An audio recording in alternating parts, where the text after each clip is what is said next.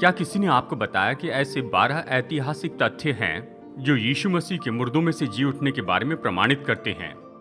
और क्या आप ये जानते हैं कि ये 12 ऐतिहासिक तथ्य इसे सच मानते हैं? संसार के नए नियम के ऐतिहासिक विद्वानों में से 90% लोग इसे सच मानते हैं। ये बात सच है। तो आपके लिए मेरा सवाल यही है कि आप ये सुनने में दिलचस्पी लेते हैं कि ये 12 तथ्य कौन से हैं? आज मेरे मेहमान हैं डॉक्टर गैरी हैबरमास, जो आज संसार में सबसे विख्यात व्यक्तियों में से एक हैं और विद्वान हैं यीशु मसीह के पुनरुत्थान के ऐतिहासिक सबूतों पर। प्रोफेसर हैबरमास के पास डॉक्टर ऑफ फिलॉसफी डिग्री है मिशिगन स्टेट यूनिवर्सिटी से, हिस्ट्री और फिलॉसफी ऑफ रिलीजन पर, और ये चेयरमैन है department of philosophy, liberty university splurge, Virginia में। साथ ही ये लेखक हैं, संगी लेखक और एडिटर है 40 से भी ज्यादा किताबों के लिए। तो हम आपको न्योता देते हैं कि स्पेशल एडिशन में जुड़ जाइए द जॉन अंकरबर्ग शो में, कि इन 12 ऐतिहासिक तथ्यों को सुने जो सच में बताते हैं कि यीशु मुर्दों में से जी उठा है। प्रोग्राम में स्वागत है। मैं हूं जॉन अंकरबर्ग और हमारे मेहमान हैं डॉक्टर गैरी हैबरमास, और हम चर्चा कर रहे हैं ऐसे विषय पर जिस पर दोष निकालने वाले आस्था के बारे में कहते हैं, यानी वो मसीहत की कोई परवाह नहीं करते हैं, वो यीशु के बारे में कोई विशेष बात नहीं मानते, या उसने कोई चमत्कार किए थे और मुर्दों में से वो जी उठे। ये सब नहीं हुआ, इसलिए इन सारी बातों की हमें कोई परवाह नहीं है। और खास करके जो स्वीडन में और स्कैंडिनेवियन कंट्रीज में हैं, और ऐसे भी बहुत से देश हैं जैसे कि अफ्रीका, यूरोप। और मैं जानता हूं कि बहुत से लोगों ने मुझे हाल ही में इस तरह से बताया है, स्कैंडिनेवियन देशों में से 10 में से 8 लोग तो नास्तिक लोग हैं, यूरोप में 10 में से 5, और अमेरिका में बताया जाता है कि करोड़ों लोग यहाँ पर दोष निकालने वाले हैं। तो मैंने कहा ठीक है, हम एक ऐसा प्रोग्राम करेंगे इसके लिए। तो चलिए शुरू में मैं आपसे ये सवाल पूछता हूँ। ये दूसरा प्रोग्राम है, हमने पहले प्रोग्राम में देखा है। क्या इससे सच में आपके लिए बड़ा फर्क होगा अगर हम ऐसे 12 ऐतिहासिक तथ्यों को साबित करें यीशु मसीह के पुनरुत्थान के बारे में, जिसे पूरे संसार के लगभग 95% विद्वान लोग स्वीकार करते हैं? क्या ये आपके लिए फर्क लाता है? कहेंगे ये तथ्य क्या है, उसी पर चर्चा कर रहे हैं। अब देखिए, पहला जिस पर पिछले हफ्ते चर्चा की थी, आइए सारांश में देखें। वो है नंबर 1, यीशु क्रूसीकरण के कारण मरे। यानी सच में बहुत से लोग कहते हैं कि देखिए, इसमें क्या मतभेद है कि यीशु क्रूसीकरण के कारण मरे थे, जबकि संसार के विद्वान इस पर विश्वास करते हैं। और हम कह रहे हैं विद्वान, यानी लगभग 95% संसार के बड़े विद्वान इस बात पर विश्वास करते हैं। अब नंबर 2 ये है कि यीशु गाड़े गए थे। खैर, लोग मरते हैं, मरने के बाद गाड़े जाते हैं। खैर, हमने इस तथ्य को बहुत ही गहराई से नहीं देखा कि वो गाड़े गए थे एक कब्र में, ठीक है, और हमें इसे विस्तार से देखना होगा। और इसके बारे में बहुत से अलग अलग विचार हैं। और अब हम यहाँ पर आपको ऐसे बहुत से ऐतिहासिक तथ्य बता रहे हैं जिन्हें संसार के 90 से 95% विद्वान स्वीकार करते हैं। संसार के सबसे प्रभावी विद्वान, नए नियम पर दोष निकालने वाले, एडिनबर्ग, हार्वर्ड या जो भी आप नाम लें, प्रिंसटन, यानी ये सब कुछ, ये विद्वान इस तथ्य को स्वीकार करते हैं। अब ये बात, यानी जो संख्या हम बता रहे हैं, वो शायद और कम हो। ग्यारी, मैं खुश हूँ कि आप यहाँ पर हैं, और हमें बताइए कि क्यों ये खाली कब्र, जबकि हम कह रहे हैं कि यीशु गाढ़े गए, और हम जानते हैं कि किस जगह पर वो गाढ़े गए थे, अरमतिया के यूसुफ के कब्र में। वो क्यों 90% से आगे दूसरी संख्या में बदल जाते हैं? हाँ, दरअसल इसका उल्टा है। जब 70 दशक के शुरुआत में जब मैं स्कूल में था, और उस वक्त अगर मैं मेरी क्लास में कहता, मैं बता सकता हूँ कि कब्र खाली थी, जो कि आज मैं ऐसा नहीं करता, क्योंकि मेरे पास कोई डेटा नहीं था और मैं बड़ा संदेहवादी था। लेकिन अगर मैं ऐसा कह देता तो कोई मुझसे कहता, क्या आप रूढ़िवादी कैथोलिक तो नहीं हो, या कहीं तुम इवेंजेलिकल तो नहीं? क्योंकि वे ही थे जो ऐसा माना करते थे। उस वक्त काफ़ी सारे विद्वानों को खाली कब्र की बात पर गौर करना इतना ज़रूरी नहीं लगता था। तो 70 के एक जैसे विद्वानों की लिस्ट में ये मुद्दा होता ही नहीं। इसलिए मेरे ख्याल से इस स्कॉलरशिप के लिए किसी को 4700 में से 1500 पन्ने तो पढ़ने ही होते थे। यानी आप इससे करते आ रहे हैं 1975 से आज तक। यानी आप इसे बता रहे हैं इंग्लिश में और फ्रेंच और जर्मनी में भी, इन सभी फ्रेंच, विद्वानों जर्मन के और साथ। इंग्लिश सूत्र, हाँ, और फ्रेंच और जर्मन में लिखे सूत्रों का अनुवाद हो चुका है, लेकिन काफ़ी बचे हैं। और मैं ये कह रहा था कि अद्भुत नकारात्मक बात नहीं है कि कैसे केवल 75% लोग ही इसे मानते हैं, बल्कि सवाल यह कि क्योंकि ये 70 के दशक में 15% ही था, क्योंकि इतनी वृद्धि हुई है। खाली कब्र की लिस्ट, उन सबूतों की लिस्ट बढ़ती जा रही है। जैसे आलोचक तथ्यों को देखते हैं, आपको जाल पर की मकड़ी याद है ना? हम केवल वही तथ्यों को लेंगे जो गारंटी से उसके डेटा से मेल खाता है। ऐसे 20 संकेत है जो खाली कब्र की ओर इशारा जी। करते, इसलिए आज उसे माना जाता है। जी, मैं यहाँ पर आपको रोकना चाहूँगा क्योंकि मैं कुछ कहना चाहता हूँ। पिछले 15 साल से जब आप ऐसा कर रहे हैं, इसमें बदलाव आया है। यानी ऐतिहासिक साधन जिसका संसार के इतिहास में उन्होंने उपयोग किया, उसे नए नियम में लाया गया। तो उन्होंने कहा, देखिए ये पारंपरिक कोई कहानी नहीं है, ये रोमन बायोस है। ये रोमन बायोस क्या है? रोमी जीवनियाँ, यूनानी रोमी जीवनियाँ थी जो रोमियो से पहले यूनानियों की थी। वह बयान था, यह कहानी बताने की ऐसी जगह थी जो आज के इतिहासकार जो करते हैं उससे थोड़ी अलग थी, लेकिन फिर भी सबूत इकट्ठा करना चलते रहता था। उनके पास वो सुविधा नहीं थी कि आपके स्क्रोल शेल्फ पर जाते और सारे स्क्रोल्स खोलकर अपने 52 एंड नोट्स बनाते। वे जीवन नियमों को लागू करते थे, लिखे पर जिन ऐतिहासिक नियमों को लागू किया जाता, जैसे वह जो हमने पहले किया था। आपके पास जितने मुक्त सूत्र हो उतना अच्छा, इसलिए इसकी स्वतंत्र जांच जरूरी है। यह नियम है। तो जैसे उन्होंने ऐतिहासिक नियमों को लागू करना शुरू किया, आंकड़े बढ़ने लगे। 1990 के जवान विद्वान रिचर्ड बूरिज ने इंग्लैंड में अपना डॉक्टरल निबंध दिया, जहां वे यूनानी रोमी जीवनियों की तुलना सुसमाचार से कर रहे थे।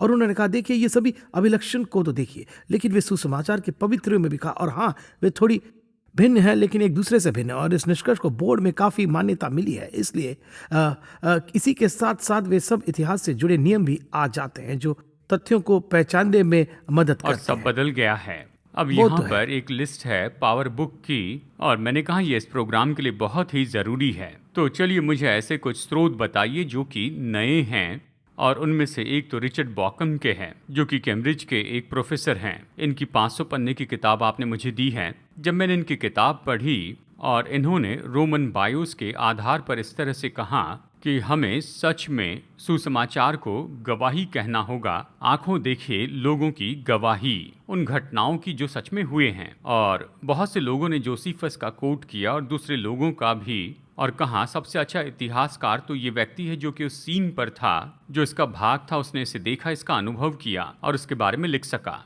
ठीक है, यानी इस तरह की जानकारी वो लेकर आए वहाँ रोमी इतिहासकार से और यहूदी इतिहासकार से, और फिर नए नियम में से लेकर आए। यानी हम चाहते हैं कि लोग इस बात को जानें कि हम ये तथ्य कहाँ से लेकर आ रहे हैं। ये ऐतिहासिक डेटा है जिसे स्वीकार किया है क्रिटिकल, गैर मसीहों ने और संसार के सभी विद्वानों ने।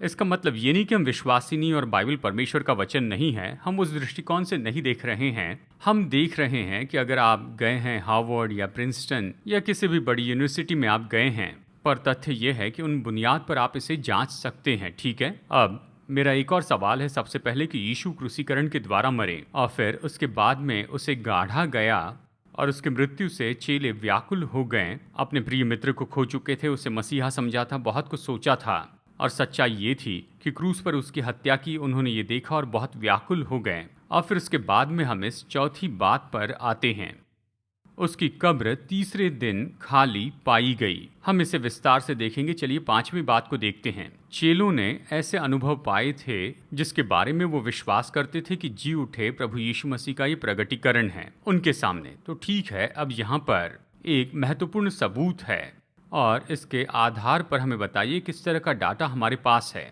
यानी पुनरुत्थान के बस 24 महीने के अंदर जो हमें बताता है कि उन्होंने जी उठे यीशु का अनुभव किया था।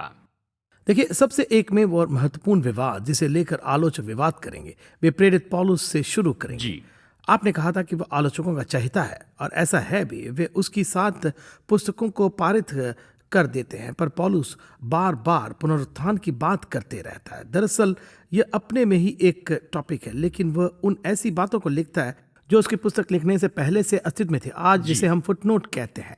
वह इन सूत्रों का इस्तेमाल करता था। अब यह सब सूत्र अक्सर यीशु की मृत्यु और पुनरुत्थान के विषय ही थे। यीशु हमारे लिए मरे, वे जलाए हैं, चेलों ने उसे देखा। यह सब जानकारी वहां लिखित है। और सबसे महत्वपूर्ण बात, और पौलुस 1 कुरिन्थियों 15 के वचन 1 और 2 में कहता है, लेकिन वचन 3 से 7 तक वह 1 से ज्यादा विश्वास लिखा हुआ। और मैं कह रहा हूं 1 से ज्यादा, कुछ इसे 2 या 3 मानते हैं। और पौलुस ने उसे एक साथ पिरोया है, लेकिन एक प्राचीन विश्वास भी था। और उसी लिस्ट में प्रकट होने की सबसे लंबी लिस्ट है, सुसमाचार के लिस्ट से भी लंबी है। के बारे में कहते हैं तो ये 300-400 साल की बात नहीं, लेकिन हम चर्चा कर रहे हैं ये तो ऐसी छोटी छोटी कहने की बात है जो कि विश्वासी लोग यीशु के समय में जो वो कहते थे, और अवश्य ही यीशु के क्रूसीकरण के बाद में और जी उठने के बाद जब वो उठाए गए, चर्च तो वहाँ पर सभा करते रहा। और विद्वान जानना चाहते कि चर्च की सभा में वो क्या कहा करते थे। ठीक है, यानी उन्होंने जो कुछ कहा उसे हम देख सकते हैं। उनके विश्वास का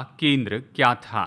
ठीक है, हम इन बातों को अगले प्रोग्राम में देखेंगे, लेकिन मैं इन तथ्यों पर कह रहा हूँ, हम इसी पर चर्चा कर रहे हैं। पौलुस यहाँ पर कह रहा है कि ये ऐसा कुछ है जिसके बारे में विश्वासी पहले से कहते आए हैं। दमिश्क के मार्ग में उसके उद्धार के पहले से, यानी क्रूसीकरण के 2 साल बाद उसने उद्धार पाया, यानी ये तो उसके पहले से है और इसके बारे में हमारे पास बहुत से सबूत है। आगे बताइए।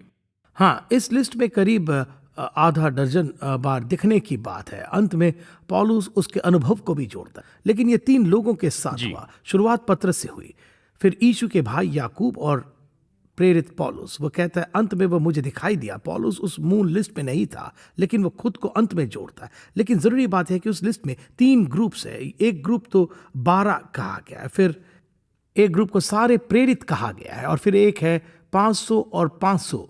भाई, इस शब्द के इस्तेमाल करना मानो 5000 को खिलाने जैसा कुछ है। जब यीशु ने उस भीड़ को खिलाया तो वहां तकरीबन 15,000 लोग होंगे। इसलिए हो सकता है कि 500 से भी ज्यादा लोग रहे होंगे जब यीशु ने दिखाई दिए। तो यहाँ 3 ग्रुप्स को दिखाई दिया। अब केवल ये 3 ही नहीं, लेकिन ये 3 महत्वपूर्ण लोग ही प्रारंभिक 3 है जिन्होंने किसे बताया। पौलुस को, जिसे विद्वान पुराने नियम का ईमानदार PhD धारक मानते हैं, इसलिए मानो सब कुछ इस एक तथ्य के इर्द गिर्द घूमे जा रहा है। उन्हें अनुभव हुए और वे पूरी तरह निश्चित थे कि उन्होंने पुनरुत्थित यीशु को देखा। मैंने इसमें अजीब बात ये देखी है कि सारे विद्वान, यहाँ तक कि बार्ट अर्मन ने अपनी किताब में इसके बारे में एक अध्याय लिखा और वो इसके साथ में सहमत है और इसे कोड भी करते हैं। ठीक है, और सच्चाई तो ये है कि केवल ये 24 महीनों के अंदर हुआ है। ठीक है, और शायद हो सकता है ये उसके पहले की भी बात हो, क्योंकि ये तो यरूशलेम से आया है। अब इसका क्या महत्व है? हाँ, पौलुस के यही छोटी छोटी बातें, चूंकि वो आरंभिक लेखक भी था, इसलिए उसकी छोटी छोटी बातें, जिन्हें यूनानी भाषा में अक्सर कहा जाता है और उन्हें पढ़ा भी जाता है कि दाता दाता दाता दा दाता दाता दाता दा, तो वो मानो आंखों को चुभते हैं। इसकी लिखे हुए स्थानों पर आलोचक भी सहमत है। इसलिए पौलुस लिखता है, और बार्ट हर्मन कहते हैं कि वह भी इन पत्रियों में डाली हर वह बात का उगम यरूशलेम में ही हुआ होगा और वे वही बना रही होंगी जब उसने वह मशहूर दमिश्क की यात्रा की भी नहीं थी। अब इसकी कुंजी है रुडोल्फ बल्टमैन, जो बार्ट हर्मन से भी अधिक संदेही है, जो पिछले शतक के 30वें, 40वें और 50वें दशक में थे। बल्टमैन कहते हैं, हमारे पास यह पूर्वी विश्वास है जो आरंभिक कलीसिया में दर्ज किए गए हैं। ऐसा बल्टमैन कहते हैं। वह इसके बिना जी नहीं सकती, क्योंकि उनके पास इसको छोड़ यीशु से जुड़े अन्य ऐतिहासिक आधार नहीं थे। उसने कहा कि उनके पास ऐतिहासिक यीशु से जुड़ी कोई जानकारी नहीं थी, तो वह इन तथ्यों के साथ क्या करते। वो कहता है कि उन्हें हेलेनिज्म से लिए गए मसीही लोगों ने ऐसी बातें सुनी और यूनानी विचारों से उसे ले आए। यदि इसकी शुरुआत यरूशलेम के प्रेरितों की गवाही से होती है और पौलुस वहां 3 सालों बाद ही आया था और पतरस और याकूब से बात की, यह सभी को एक साथ लाता है। हो सकता है कि आप यीशु को मुर्दों में से जलाए जाने की बात पर विश्वास न करें, लेकिन सच यह है कि पौलुस ने ऐसे कई लोगों का इंटरव्यू किया था जिन्होंने लूका के अनुसार उसे क्रूस के 40 के काल में देखा था। पौलुस वहां बैठे उनका इंटरव्यू कर रहा था और बार्ट हर्मन सूली पर चढ़ाए जाने और पौलुस ने किए इंटरव्यू की बात लिखते हैं और फिर वह यूहन्ना को पाता है। तो पौलुस पतरस, यीशु का भाई याकूब पर यूहन्ना की बातों में से वह 2 बातें लिखता है, क्रूसित किया जाना और पौलुस की सभाएं, जो यीशु के ऐतिहासिक जानकारी की महत्वपूर्ण जानकारी है। जी, मुझे ये बात पसंद है बार्ट अर्मन की, जो कि कैम्ब्रिज के एक प्रोफेसर हैं। और उन्होंने दूसरे विद्वान के अनुसार कहा कि देखिए, जब शुरू के आंखों देखे गवाहों ने ये बताया तो तुरंत वो स्वर्ग में नहीं गए, वो वहीं पर थे। ठीक है, और हमारे पास रिकॉर्ड्स हैं कि ऐसे चेले जो कि आगे जाकर सुसमाचार लिखे हैं। ठीक है, और सुसमाचार में और अपनी किताबों में बात तो ये है कि वो इसके बारे में भी कुछ लिखने लगे। विद्वान जब इसे पढ़ते हैं तो इसे पा सकते हैं। ठीक है, लेकिन मुझे ये बात पसंद है कि आपने ऑस्टर कुलमन की एक किताब मुझे दी। ऑस्टर कुलमन के बारे में बताइए। हाँ, ऑस्कर कोलमन उन दिनों लिखा करते थे जब रुडोल्फ बल्टमैन जीवित थे। अब बल्टमैन ने उसके विख्यात संदेश निबंध 1941 में लिखा था। उसके दशक में ऑस्कर कोलमन ने द अर्लीस्ट क्रिश्चियन कन्फेशंस नाम की किताब लिखी थी। उन्होंने पाया कि उन दिनों के विद्वानों में से कुछ ही ने उन मिथों पर गौर किया, लेकिन वह नए नियम के उन छोटी छोटी कहानियों के विषय में लिखते हैं जो कि यूनानी दा मुहावरे लिखे, जिन्हें इस आलेख में लिखा गया था। अर्थात 1 कुरिन्थियों में पौलुस 2 बार कहते हैं, मुझे जो दिया गया था मैंने तुम्हें दिया है। अब यह ऐसा कहना था कि मानो मेरे छात्रों से कहो कि यह एक ऐतिहासिक जानकारी है। जब पौलुस कहता है मैंने जो पाया वही तुम्हें देता हूं, इस बात पर मानो हम कह रहे हो देखो बात हरमन राजी है। नए नियम के जर्मन नास्तिक विद्वानी जर्ड लूडमन भी इससे सहमत है। इस तरह हम एंड नोट्स लिखते हैं। अगर हम आज इसे कर रहे होते तो हम लेख के बाजू में नंबर लिखते थे।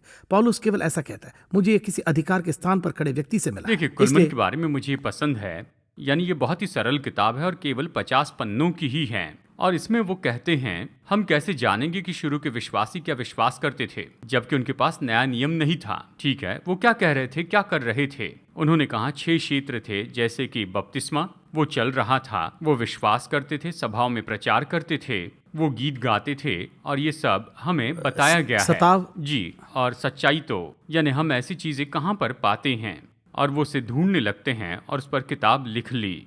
और ये वचन कहाँ पर है लिखा है। और मैंने सोचा यानी इतने साल से हम क्या कर रहे थे, ये सब यहाँ पर है। यानी यीशु के जाने के बाद विश्वासी कुछ कर रहे थे, स्वर्ग में जाने के बाद, पेंटेकोस्ट के बाद, यानी पूरे राज्य में वो मसीहा का प्रचार करते हुए घूमते रहे।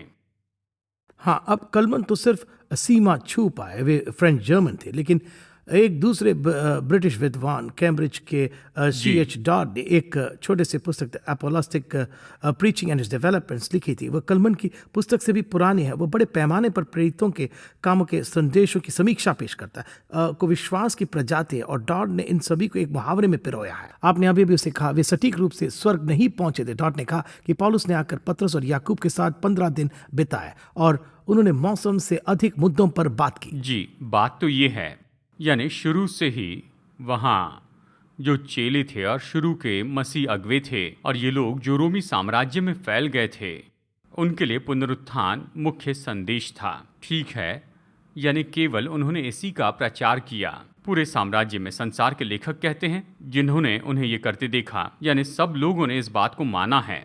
और फिर देखिए बक्से में से यानी यरूशलेम से, यानी शुरू के समय में ही देखिए पौलुस ने 2 साल के बाद में उद्धार पाया। हाँ, जब हम ऐसा कहते हैं कि तोप से एक गोला निकला है या जब कोई तेजी से बाहर आता है, हम सोचते रहते कि किसी ने उन्हें उकसाया होगा और चीज ने उस संदेश को आगे धकेला था। और अन्य लोगों में रिचर्ड बॉकमैन भी एक है। वे कहते हैं कि नए नियम पर आलोचकों की आम सहमति है कि वह आरंभ से ही बना या लिखा गया था। James D.G. डून का कहना है कि प्रारंभिक विश्वास वाक्य जो 1 कुरिन्थियों 15 में लिखा है वह शायद क्रूस के चंद महीनों में लिखा गया था। हमें पता है कि क्रूस का किस्सा वसंत में हुआ था। अगर वह विश्वास वाक्य उसके कुछ महीनों बाद आया तो जाहिर है कि वह 30वीं सन में हुआ था। और ऐसा हो सकता है कि जिस वर्ष यीशु सूली पर चढ़ाए गए यह विश्वास वाक्य कहा जाने लगा था। क्यों?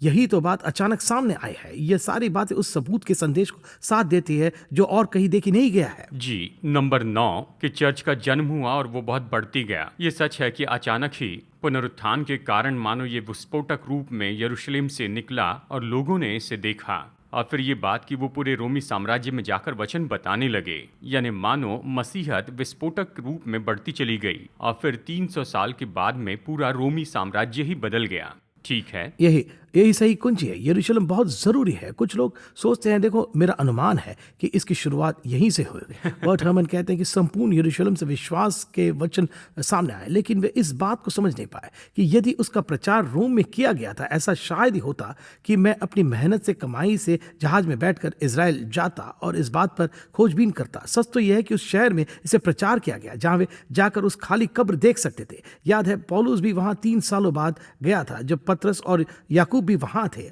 वहां आप उन लोगों का इंटरव्यू कर पाते हैं जिन्होंने जिलाए यीशु को देखा था। आप अपना पत्रकारिता का काम कर सकते हैं। ये फ्रांस से नहीं, जर्मनी से नहीं, ना रोम से, और ये ना ही अलेक्जेंड्रिया से है, पर वह इस शहर से शुरू हुआ जो दर्ज है, और इस पर जांच भी हो सकती है। पौलुस उन सभी के पास गए। उसे पता था कि वह संदेश कहाँ से मिलने वाला था। इसलिए बॉकम कहते हैं 2 महत्वपूर्ण मुद्दे हैं कि स्कॉलरशिप इस कथानक से सहमत है कि यरूशलेम ही मूल है, सभी जानकारी वह है और उसे जांचा जा सकता है। जी, हम 12 ऐतिहासिक तथ्य देखेंगे। अंतिम कुछ मिनटों में मैं इस बात को धीरे से समझाकर बताना चाहता हूँ।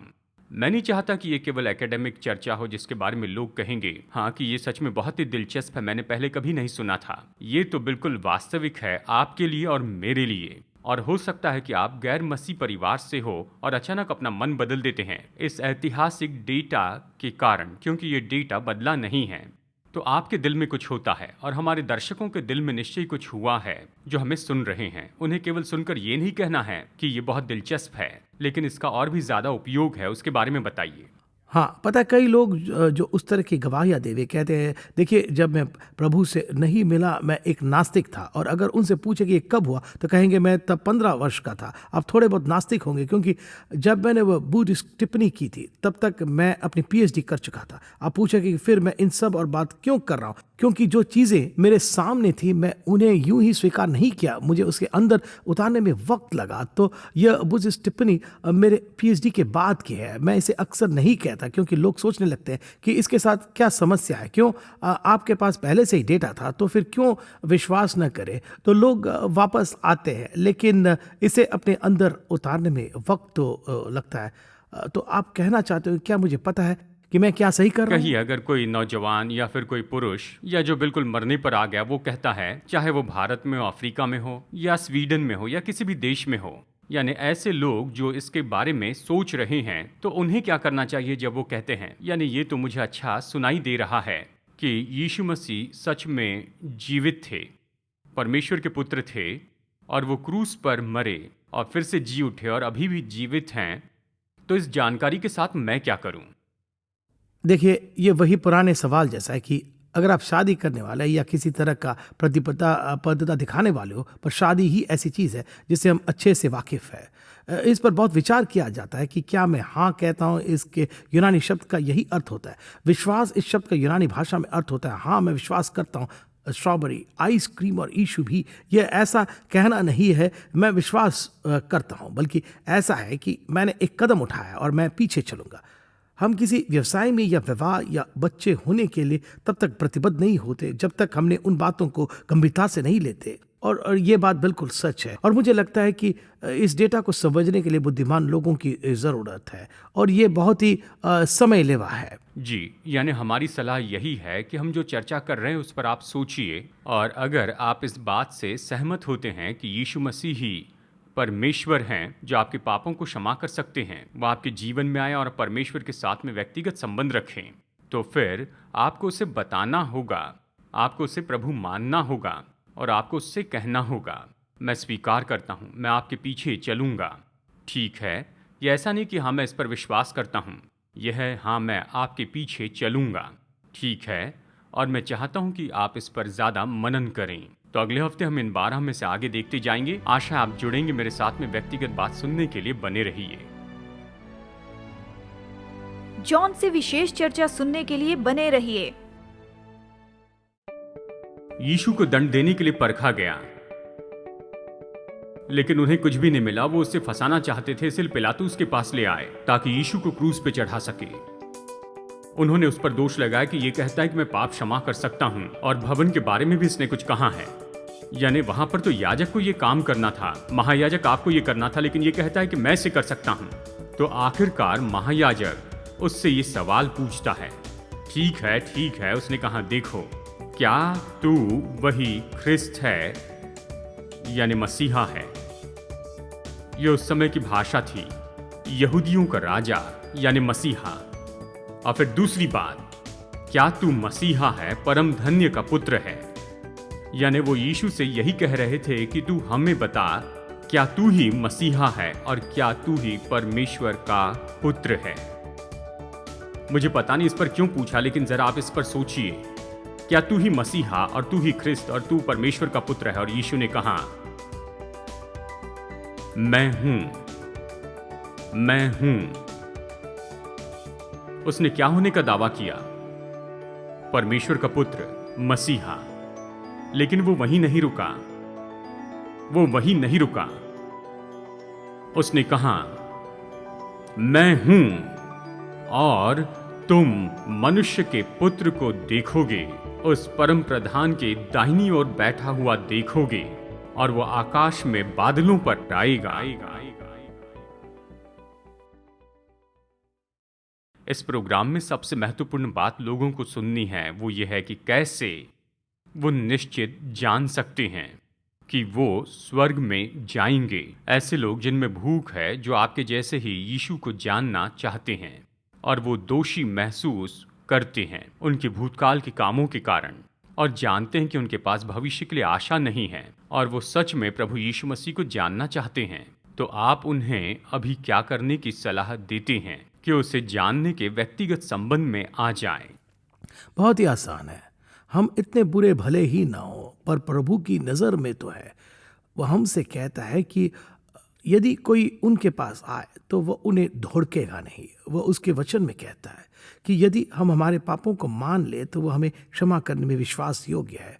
वो कहता है कि वह हमारे भीतर से एक नया जन्म ले आता है जब हम उसकी इच्छा को समर्पित होते हैं। मैं उन्हें कहना चाहूँगा, जहाँ कहीं हो अपने सिरों को झुका लो, एक साधारण प्रार्थना करें। यह मामला आपके और परमेश्वर के बीच का है। आप अपने घर के एकांत में जा सकते हैं, आप आज के डेस्क पर या आपकी कार में बैठे हो सकते हैं। आप उसके पास एक सरल प्रार्थना कर सकते हैं, यीशु मसीह, मुझे आपकी प्रभु और उद्धारकर्ता के रूप में ज़रूरत है। आपसे क्षमा मांगता हूँ, मुझे आपका बच्चा बना ले। अगर वह ईमानदारी से ही प्रार्थना हो तो वह आपको क्षमा करेंगे। ऐसे समूह को ढूंढे जहां आप बाइबल अध्ययन कर सके, एक बाइबल स्टडी से जुड़ जाए। ऐसे चर्च जाए जहां बाइबल से प्रचार किया जाता। यूहन्ना का सुसमाचार पढ़े, हर दिन एक अध्याय पढ़ने से आरंभ करें। एक सरल समर्पण की प्रार्थना से शुरू करें। आप परमेश्वर के बच्चे बन सकते हो।